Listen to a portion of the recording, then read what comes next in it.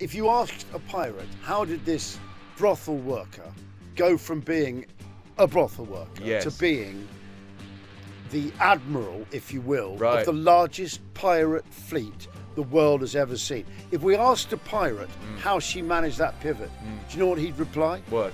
With a glint in his eye and a wink, he'd simply go, welcome to episode 20 of Bloomin Legends. I'm Johnny Vaughan. That, unless I'm very much mistaken, let me have a little look. Is that the Woodman? I do believe it is. It's the Woodman Gavin Woods. 20? Yes. 20? Yes. We've hit double. 20. Sorry, did you hear that? We're into 20 now. I just did an IF. You did? Yes. Did you hear that? What's an IF? Internal fart. What's that? There's EFs and IFs. And I just you'd have picked it up, but that was definitely an IF. Well, sorry about that. When you find out it's fine. When you find out you've done 20, yes, you react. You react. You do. And my body reacted with a distinct IF. Mind you, actually, do you have to apologise for an IF? I doubt it. For something your stomach's doing? Never complain, never explain. At what point do you have to apologise for something bodily happening? That's a great Some people question. apologise for a sneeze. I don't think that's necessary. Yeah. No, I met a really. German in South Africa. Yeah. In South Africa. Yeah. Incidentally, a Bloomin Legend. Go on, yes.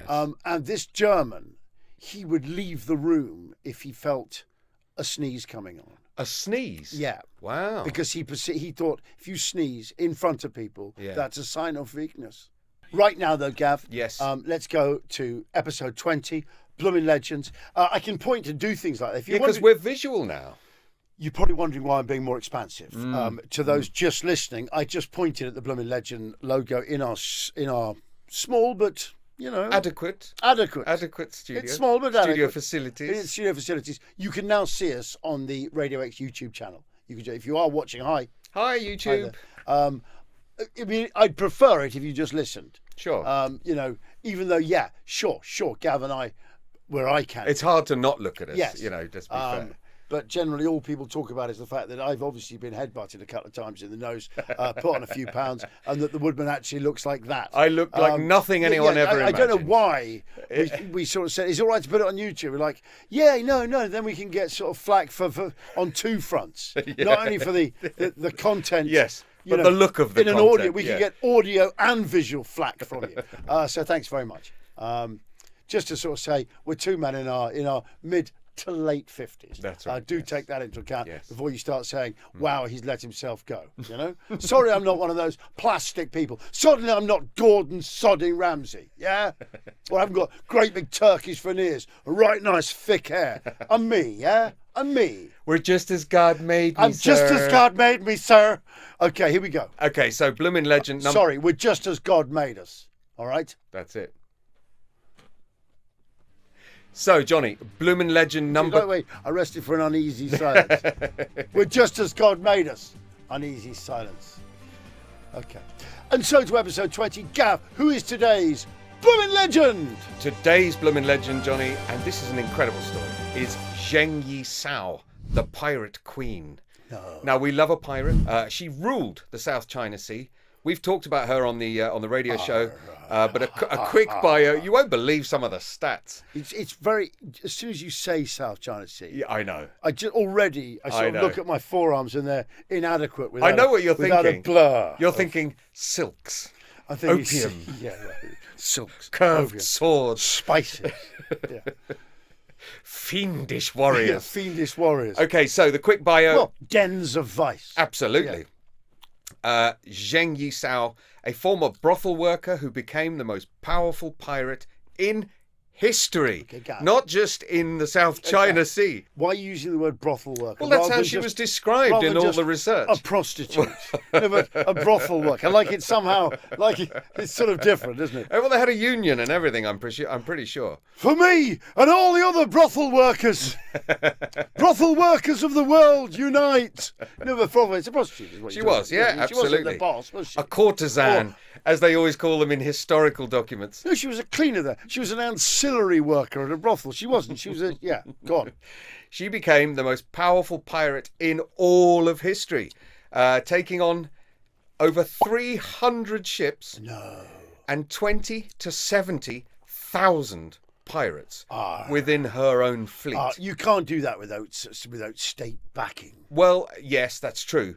But also she had to do a lot of unionizing. She had to do a lot of bringing together. Because they were smaller groups of pirates. She created one big gang. But are we dealing with something like the British did where she just nationalised it?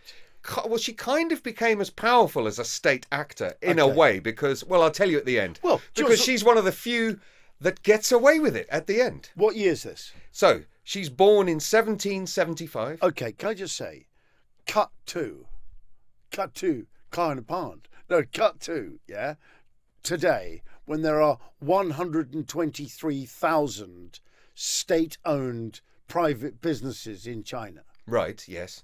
That's how. So if you mess with any of those businesses, you're effectively messing with Chinese. China, right? It's same rules, isn't it? Of course it is. These are exactly. How many did she have? 60. How many? What pirates? Yes. Up to 70,000. 70,000. She's as powerful as a warlord. Obviously, she's. Plus ça change. Absolutely. Plus ça même chose. So there's not much known, as you might not be surprised, about her early life, but she was likely born fairly poor in the Guangdong region of China in 1775. That's 1 year before the American Revolution. Yes. So over here, the Americans are being born as a nation. John, I was reading about Guangdong era the other day. I can't remember what for, but I will. Carry on. Okay, so she was born into a tanker family, which is also known as the Shishangren. These are people who lived on the water, on boats. Okay. Or boat people. As a young woman, she worked in a floating brothel, either as a prostitute or a procurer. Yes. Probably a bit of both.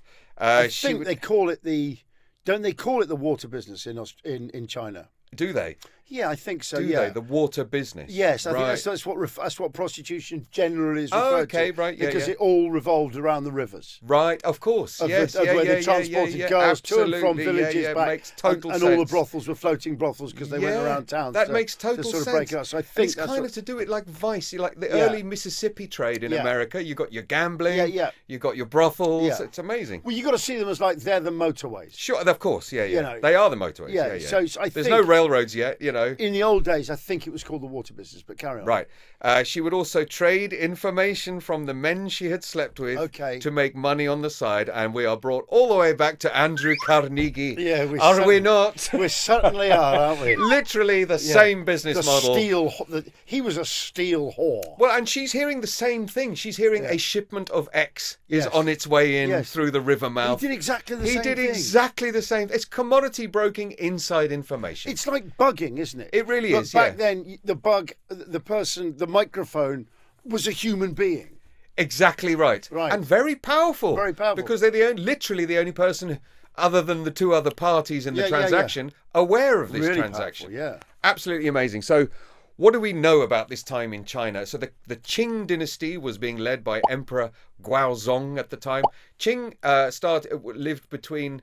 the Qing dynasty lasted between 1644 and 1912, so it did quite well. 300 odd years. Is that the last dynasty? Yes, it was the Manchus from Manchuria who ran. Okay. That's the northeast China region. Yeah, where Japan invaded. It replaced the Ming dynasty, which started in 1368 and lasted till 1644. Some of them only lasted about 100 years. That's a really long dynasty. It's pretty long. That's from where we get Ming vases. Yeah, absolutely. Yeah, which, incidentally, all our lives we've been sort of trying to train that Ming is very expensive. Yeah. You can, just by the British Museum, in any of those shops there in Bloomsbury, you can buy someone little Ming vase about that actual big. Ming vases. Quite cheaply. What, like less than £1,000? I don't know. I haven't done it since I used to be invited to weddings. But once you used to buy them as wedding gifts? Yeah, because it looks great. Yeah, it's a real Ming vase. I was picking them up for like 90 quid. That's They're like tiny things like that, and it's Ming or Tsung or Tang. And you can have that. You can just have it, yeah. Yeah. I mean, they're not in very good nick. No, but they're not a million quid, is what you're saying. And the Chinese would rather it's a bit of crap. Yeah. But the person can say, what you get out of that is they say, he gave us a Ming vase for our wedding. It's such a great gift. Worth bugger all. It's a great gift. Yeah.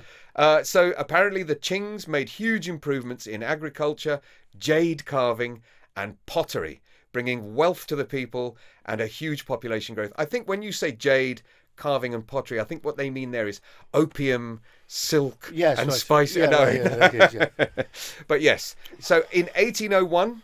A friend of mine, once we went to this like a hippie shop. Yeah. It's my only encounter with jade. Right. Yeah. Which I don't really get. But he tried a jade ring on. He'd always wanted a jade ring. Right. And he tried. Don't they have to be quite bulky to work as a ring? We had no money at all. Yeah. And we tried. He put this jade ring on, and he couldn't get it off. And the hippies in there, they made him buy it. They put soap on his hand, everything. By this time it's swollen up. He couldn't get it off. And it's not metal, so no, you it's can't not. It's stretch stone. it. Or... You can't do anything. Yeah. You had to buy it. You're stuck with this That's jade so funny. ring. Yeah. I'm going to try that with a Porsche. Yeah, you do. So I can't get out. Yeah, right. Yeah. It'll never come off. It'll never come off. Yeah, right. So in 1801, Johnny, Zheng Yi Sao marries pirate captain Zheng Yi. Okay. He is a powerful privateer. Hang on, you say Zheng Yi Sao has married Zheng Yi. That. It must be the married name. Yeah, it must be because she was what a coincidence. She was actually born Shil Jianggu. Don't confuse us. I know. Anyway, so she marries Zheng Yi, a powerful privateer and commander of the Vietnamese Tay Son dynasty. Was he one of her former Johns? I wonder. Okay. I wonder, because I think probably, yeah. Yeah, okay. Already a menace to the Qing dynasty, this guy. He'd fought in loads of battles. He'd abducted people, pressing them into piracy. Same traditions, all world round. Thinking, every time you say Qing, I was thinking, anytime anyone made any money amongst the royals there, did they say ka-ching? What if that's where it's from? Yeah, it's from what? Ka-ching. So in 1801, they marry each other. So Zheng Yi, the pirate, marries Shi Yang. Right. And she immediately began taking part in strategic decisions. They formed the Red Flag Fleet.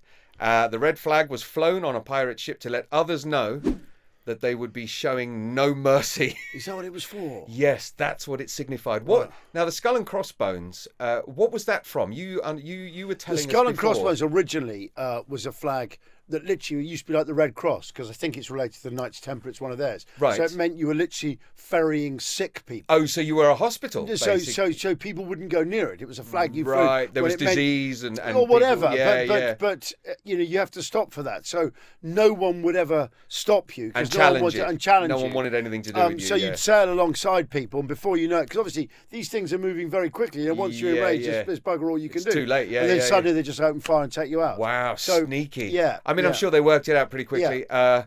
So yes, this is one of the questions we're being asked. Where do you think they met? I think same place. Powerful people meet prostitutes now. Yes, yeah. It's at yachts. Yeah, yachts. It's on boats. It's on yachts. It's private parties. Yeah. It sort of hasn't changed, has it? No, it hasn't changed at all. It hasn't really. Private parties on yachts. On yachts. They probably had, a lukewarm tub on the. They probably still had hot tubs. I don't know. They're probably in the wood tub.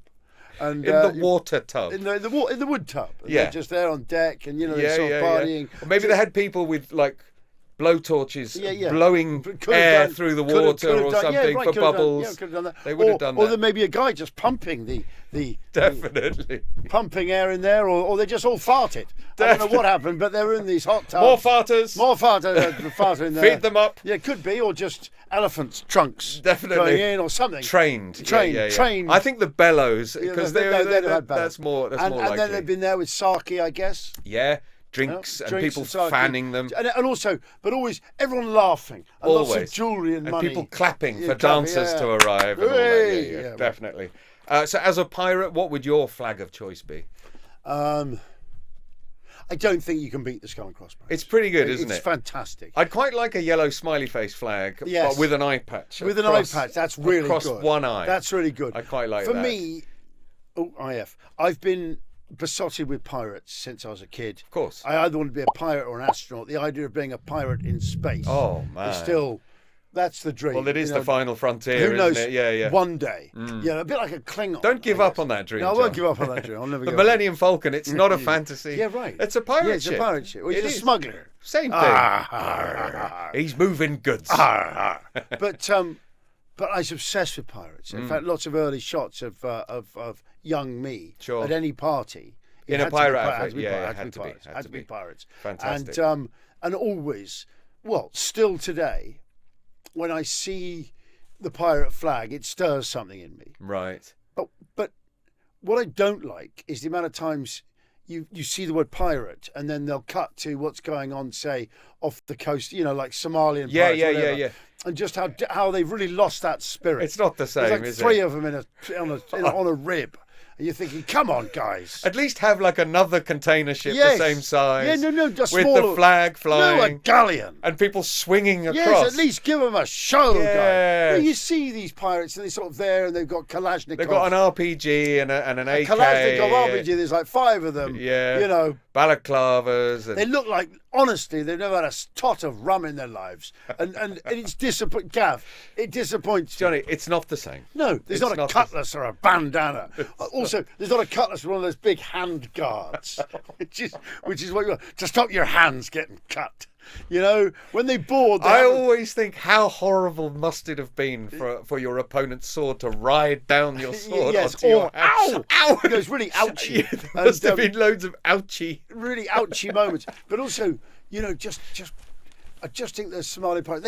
They get the thrill of boarding. Yeah. But not with a cutlass between the teeth. It's not the same. It's not the same. It's just not the same. It's not the same. You know, and also just what a boatload of oil.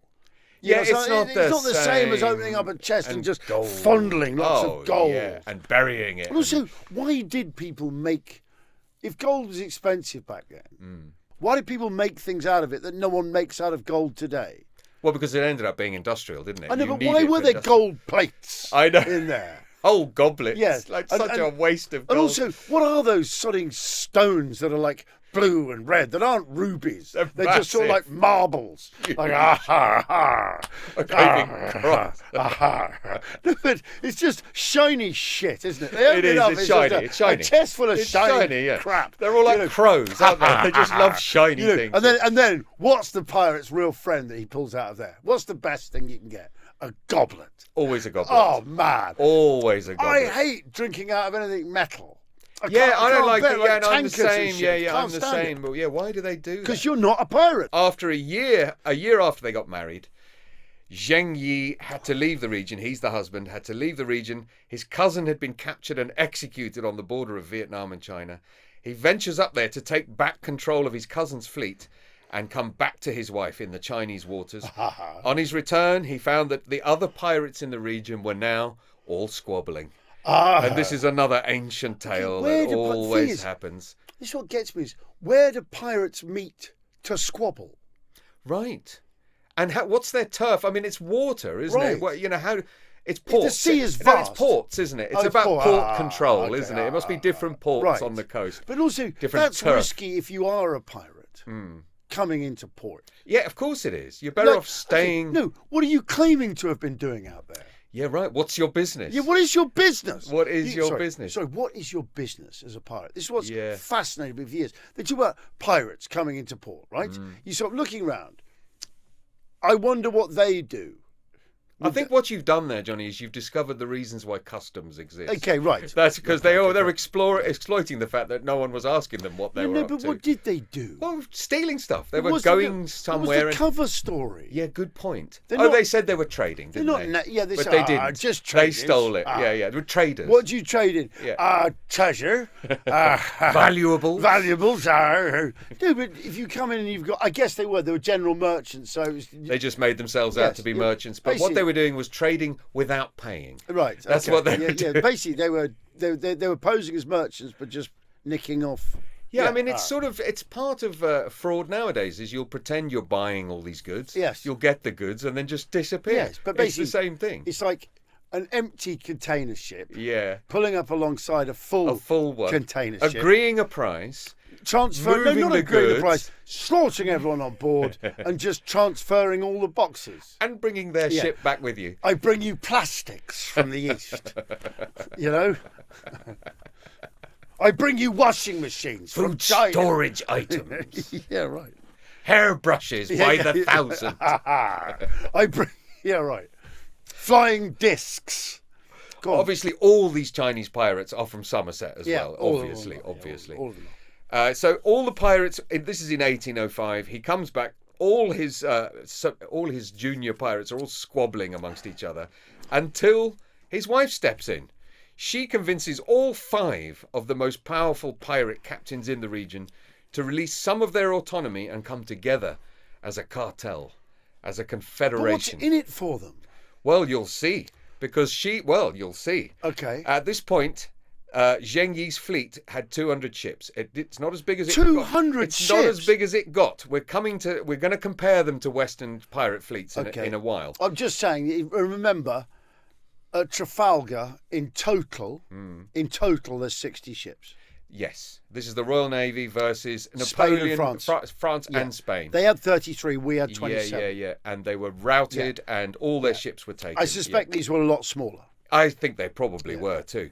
But this is her Bloomin Legend moment number one. Okay. She brings all 5 confederations together and creates a monster fleet. Yeah. I think they are now a state actor, aren't they, effectively? Yeah. That's very powerful. But my point is, what she got in her locker? She's obviously a diplomat.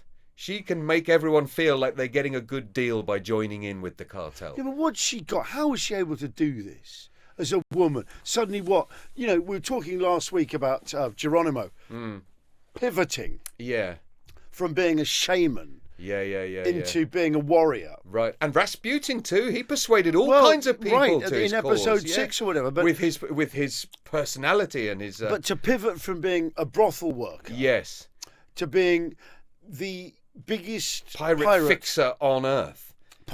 Maybe there's not such a big difference. Maybe not. Yeah. And she might have been beautiful and persuasive and really clever at flattering everyone. Yeah. But if you asked a pirate, how did this brothel worker, as you described, go from being a brothel worker to being the admiral, if you will, of the largest pirate fleet the world has ever seen? If we asked a pirate how she managed that pivot, do you know what he'd reply? What? With a glint in his eye and a wink, he'd simply go, charm. There be your answer. And information. So that is her Bloomin Legend number one. Okay. She brings it all together, even while her husband's still there. Yeah. No, I thought the pirate would say, "There she blows," which incidentally, from whaling, it's why it's called a blowjob. Why? Because it blows. Oh, I see. It's not to do with. Yeah, right. Of course. Yeah. It's because there she blows. Oh. So another lovely nautical term. They're all nautical. All terms are nautical. Yeah. So then something very important happens. In 1807, Zheng Yi, the husband, dies. Right. And she takes over. So he dies suddenly. This is an interesting part of the story to me. There's a bit of speculation. Well, check out the official reason. We've had a lot of people. Check out the official reason for why he died. Yeah. He died by falling overboard. Right. Okay. Now, what sailor just falls overboard? It's the equivalent of poison, isn't it, on the ship? That we've had a lot of. I think every single week we have a surprise, a lucky death. A fortuitous power solidifying death. Wealth solidifying death. So he falls overboard. Everyone expects the confederation of pirates to collapse the fleet. Yes. Instead, Zheng Yi Sao takes full control. She keeps the alliances together and earns loyalty through a mix of strategy, fear, and political savvy. So behind every powerful man, there's a great woman. Well, behind every great man, there's a great woman. But in this case, now she's so good, she's got rid of the guy. But she also did something quite traditional for any power struggle. She married Zheng Yi's adopted son. So now I'm thinking maybe she loved the son before, and the son saw an opportunity to gain power. Yeah. This is the oldest reason why anyone ever became king in Europe. Gav, what was she? I don't know how we'd say in modern parlance. Hot. I think almost she has to be, doesn't she? Because that is going to help her immeasurably. Okay. She went up the ranks fast. Well, there is a picture of her. Running. There is an illustration of her. Okay. If that's accurate, she's very attractive. Put it on the screen, Captain. There you go. Okay.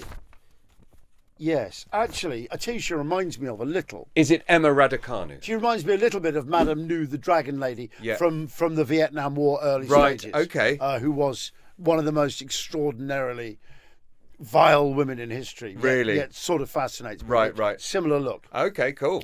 Well, yes, I'm assuming she was beautiful. She also, and her Bloomin Legend number 2. Sorry, similar demeanour about her. I don't mean sort of look, but just a similar bearing. Okay, right. So, and yes, she solidifies power by marrying Zheng Yi's adopted son, who I suspect she was having an affair with before Zheng Yi fell overboard. Yeah, right. But that is her maybe Zheng Yi caught them. Right, exactly. You know, maybe he fell over the board after catching them having a tryst. Well, yes. So her new husband, Zheng Yi's adopted son, Chung Po Tsai. Yeah. She's with him now, and that is her Bloomin Legend moment number 2. Her husband's died. She takes over the family business as pirate captain herself. Wow. It's literally how every king in Europe ever came to power. They killed their brother, or they killed their father, or they killed their son, or someone killed someone. But it's usually family members. Yeah, certainly when there's a shift over to a different kind of... Absolutely, a different dynasty or something, So between 1807 and 1810... Generally, because what happens is you get an established line. Yeah. So after a while... Like with villains' kids, you just get an absolute idiot. Now who breaks it all, and it can't be done. Yes, and they get killed off. Yeah. So you got an idiot in charge, and they're married to a woman whose family has manipulated it. And this idiot king needs what her family's got, right, to run the country. And now they've got that. Now they've got a kid in there, or now they've got whatever. Definitely, and suddenly she thinks, I've got so much more about me than this. Idiot king I've married. You know, Kate Middleton might very well do it. Sorry, Princess Catherine might very well do it. I tell you who's trying to do it all the time. It's a really common story. The Duchess of Sussex. You know, you sense that she's contemplated hurling Harry overboard probably daily. You know. Anyway, so Zheng Yi Sao, now she's really hitting peak power. She's married the hot young adopted son. Yes. She's in charge of everything. And she begins her command of the Pirate Confederation with raids. She goes raiding. She's taking on... She first takes on the Lin Guoliang Brigade General of Woodman district. She destroys his entire 35-ship fleet in one go. So is she a good naval tactician then? She must be. Okay. She's born on the water, don't forget. Okay, she knows the water. Okay. A month later... Can I ask you as well, where are the British in all this? Yeah, good question. Because we had the Opium Wars. Definitely around this time. Yeah, early 19th century. Yeah. We must have been involved with that. Must have been. Oh, there's definitely some viceroy or whatever that's had to deal with her. Yeah. A month later, she destroys Lieutenant Colonel Lin Fa. This reduces the Chinese provincial fleet by half. Right. She's the fleet, basically. And clears the way for pirates to enter the Pearl River. Her command grows, and the fleet ends up being 300 ships and up to 70,000 pirates. Now, I've looked up the biggest Western pirate fleet. Henry Morgan had 36 ships. He had 1,846 men. 1,846. So what's really weird about that? And true. That's about as many as the Royal Navy has submariners today. That's amazing, isn't it? Well, yeah, considering we've only got about 10 submarines. It's quite amazing. That is amazing. Yeah. I also found out Bartholomew Roberts, even though he captured 400 ships in his time. Yes. A lot of them were just fishing boats. Yeah. And he would catch them with 4 ships. Right. He never had more than 2 to 4 ships, and he would catch boats one at a time. He didn't do big battles. Can I say, if you really want an absolute treat, and you are mad on pirates, do read a book I've been recommending now for about 20 years to people. Go on, yes. Called Requiem Shark. Oh, yes. Requiem Shark, which is the story of Bartholomew Roberts, who's the Western world's most successful pirate. We will be doing him on a subsequent episode. Oh, we've got to do Bartholomew Roberts. He is the most successful ever pirate. What's amazing about the book is it sort of takes on piracy at quite a corporate level. No, in terms of how he motivates them. Right. How he keeps his them together. management. Right. Yeah, how he keeps them together. When you're outside the law, if you're caught, you're hanged. Oh, they've got a line of command, just like the Navy. Right. It's just as strict, if not stricter, yeah. If you're on a boat and you get captured by pirates, you now have a choice. In Navy law, if you join them and you're found, you'll be hanged with the pirates. As a pirate, yes. But pirates, will threaten you with death, but they can then just put you in a boat, and because they want to capture the boat as well, they can just maroon you. That's your choice. Right. You either go with them or you're in a boat. Right, and you die at sea. Yeah, definitely. You'll never be found. Yeah. So that's the choice, and yet still, if you say, but we were found, I didn't want to die in a boat, it doesn't matter, you're still a pirate, whether you like it or not. Like it or not. That seems really unfair. Anyway, can't you say, no, I pretended to join to infiltrate them and then avenged the crown. You know, no. Arr. But all the time I was working for the crown, sir. Arr. They'll see through that one, Gav. You'll swing. Absolutely right, yeah. The interesting other point here, 70,000 strong. That's a lot of pirates. That's a hell of a lot of pirates. And that included men, women, and children. And that is fascinating to me. Because pirate kids. Yeah. What kind of school? What kind of schooling? What lessons are they having? How to board a ship? Good ways to hold a cutlass in your teeth. Little cutlasses for the not swimming, of course, because pirates didn't learn to swim, did they? None of them. They just drowned. No, that's right. They prefer to drown. Yeah, that's right. Because they knew there were sea dogs in the sea. I guess I don't know, Gav. I don't know how. Pirate school. Pirate school. Fascinates how to muffle oars, stuff like that.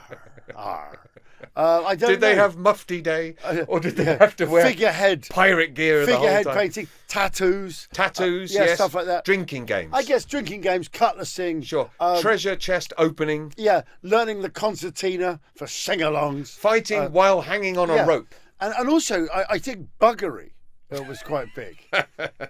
Hangover management. Very traditional naval things. Rum, sodomy and the like. How to take it from the cat. Absolutely, I think discipline aboard pirate ships was pretty... Just as strict, Although there is no evidence that anyone ever walked the plank. Is that true? No, it's completely... They did keel haul people, didn't they? Yes, that's in the Royal Navy. There's no walking the plank. Wasn't there? No. And also keel hauling. Is that... So that's the quicksand... Yes. Of pirate movies. Yes. It's just not. They just wasn't chuck a thing. you overboard. Of course they would. Why are they putting up a plank? It's from Peter Pan. Of course it is. That's all it is. It's from like Olympic diving boards. Treasure Island or something. Yeah, right. It's like a diving. Yes, it is. In fact, in the Olympics, they should be forcing you to the end of the board. Yeah, right. At the end of a sword. Yeah, right. Away you go. There should be the Olympic plank. Out at sea. With sharks snapping away. It's how they should start the open water category. They should definitely have your that. planks. They should definitely have that. They get some viewers. They get some viewers. Certainly more entertaining than watching diving. She did implement a new thing. She implemented a new strict pirate code of her own. What? Loot has to be registered. That's clever. Because she's creating accounts. Registered booty? Yeah, so that you can't pretend you only found 10 gold bars. Yeah, but you can found I just say... it's 12, and then she'll give you your share.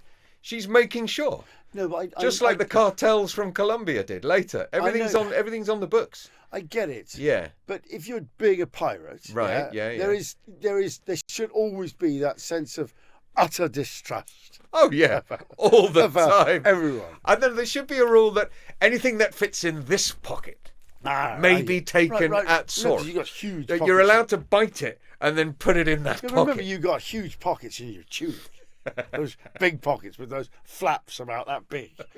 Like saddlebags. Pirates always have those huge pockets. Bartholomew, what's that noise coming from your trews? Clank, clank, clank. No, you always got those big pockets and always something in the hat. Always something in the hat. Gav, if we can imagine the distrust aboard a pirate. Everyone must be you imagine if where you worked, everything was just cash brought to you, and you couldn't trust any of your work. There was no accounts. There's no lockers. There's nothing. No, nothing. And you're living at work. So as you sleep all the time, you're like, arr, just all the time. Away! All the time you're having to sleep with just half an eye. Because people might just steal your wages at work. If you leave your desk for a second, you come back and your computer's gone.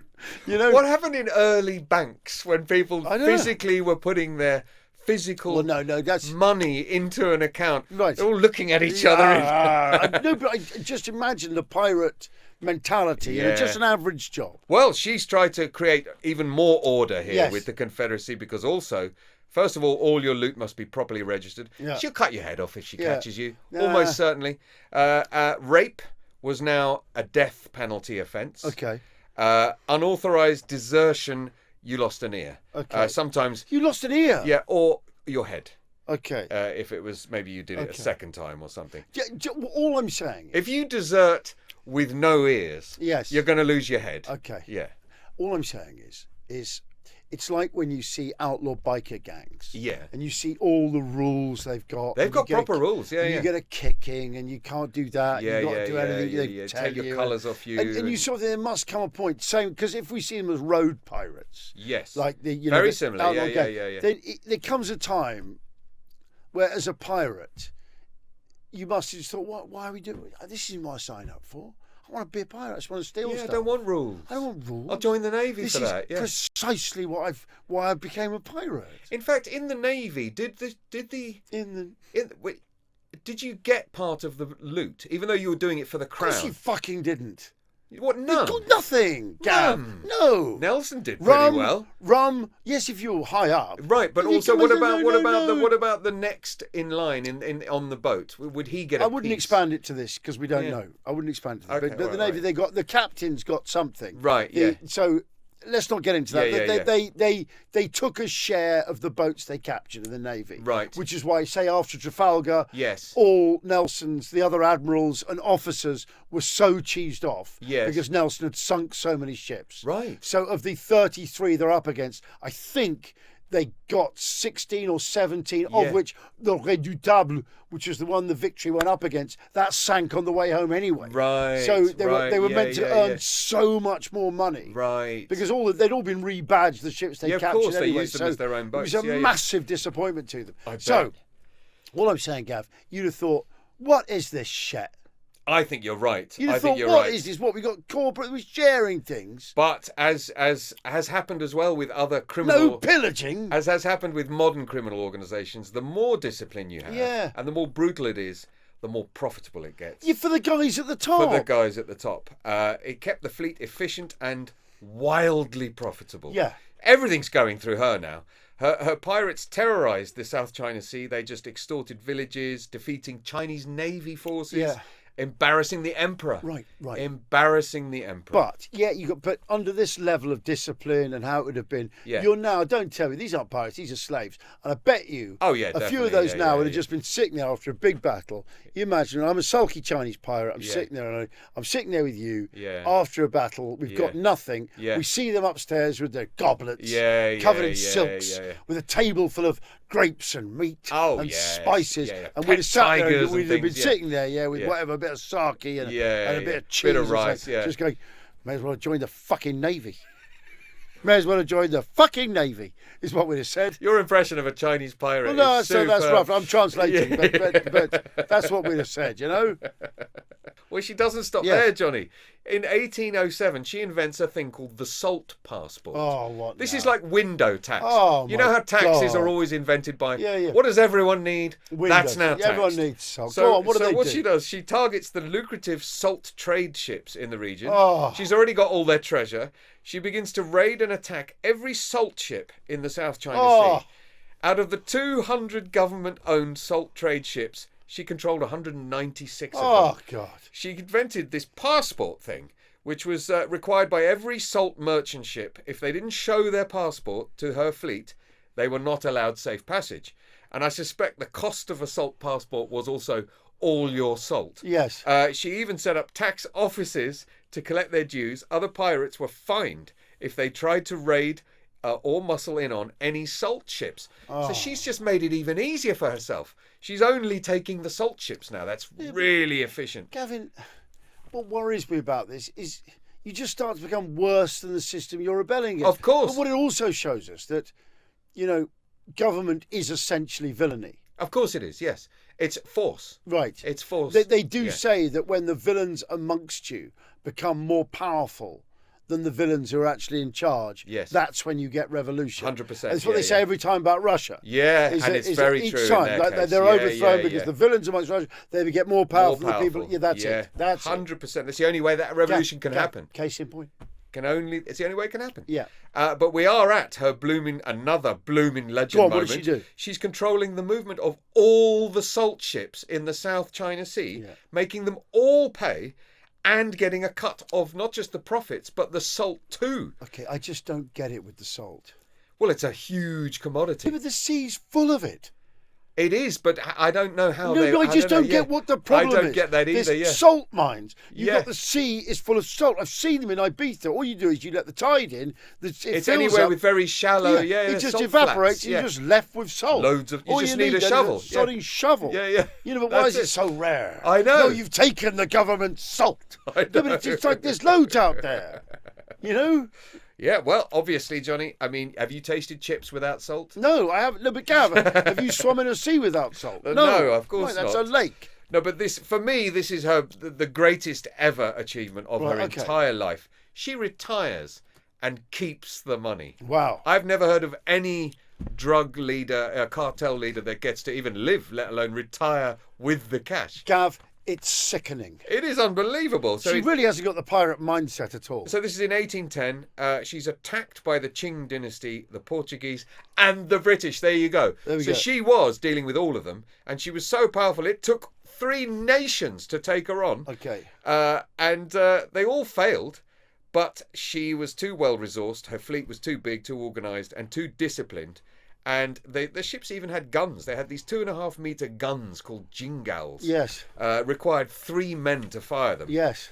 Realising she was in control, she negotiates a full retirement with a pardon from the Qing government. Yeah. And she enters retirement. Not only did she keep all her loot, she arranged pensions and land for all of her crew to go and live their lives in retirement. This isn't the spirit of it. She opens a gambling house in Canton and sick. lives the rest of her life in peace and riches with her casino. Her own casino to keep her entertained. No, but look, pirate casinos should have a pirate theme. She may well have had a pirate theme. I wonder if she had a pirate theme. She must. I look really fakest. No, but I'm just saying, it makes me really angry. No, this is another Bloomin Legend moment. Was she called Lucky Zheng Yi Sao? Wait a second. Yeah, right. Because she's the luckiest woman on earth. Yes. Already, but there's a legendary moment that she retires and opens a casino in China. She lives into her old age. She lived into her late 60s, which is pretty good for 1844 when she dies. She went from prostitute to undisputed brothel worker to undisputed queen of piracy. Yeah. She's definitely the biggest pirate I've ever heard of. Yeah. Retiring safely with all her money and status. Right. But that's genius. To run a casino on an island. I mean, the house can't lose. She's still making money. Living the dream. That is ridiculous. Yes. Have that Escobar. Yeah. That's how it's done. Take that, Pablo. You're not living in a basement, moving house every 2 days. Well, it always makes me just wonder when I'm watching those, Narcos or any of those things. I'm thinking, how can you be broke later? This is the maddest thing. Why are you carrying on? Where did you put it all? What are these overheads? I know they say we've got to pay so many people off. You're thinking, come on. There must have been some left over. Also, they're always living not in a nice house, under a nice house. Yes, they're always in a small room there somewhere. You go, and also they're moving house all the time, all which the is time. such a to shag. Another great villa. Yeah. With a really good sort of one of those outside drawing rooms. Always. With they've got outside areas that for a second look like a sort of English manor, and then you find out it's just pillared and open. And they've always got their mum with them. They have always. art. They have art technically outside. They do. A nice painting on the wall. You find out they're in the fucking garden. They're always drinking brown spirits with mates in hot weather. In silky shirts. Opened out to the chest. Massive ashtrays. Yeah. Trousers with lots of pleats and slip-on shoes. Yeah. Tasteful jewelry. Yeah. There's not even ice in the drink. Not even ice in the drink. They just run that. Neat brandy they have and lots whiskey. Of just always pausing to ask vital questions by a decanter. And when can they get the shipment to Colombia? Yes, he says. And what did he say to you? He says, turning from the decanter briefly and saying things like, key questions. Don't worry about the Hondurans. Forget Guatemala. I've spoken to them. Yeah. The Guatemalans will not be a problem, I think, yes? Pause drinking. Anyway, let's salute her. Her proper name is Zheng Yi Sao. Bloomin Legend. Zheng Yi Sao, Bloomin Legend. How about that?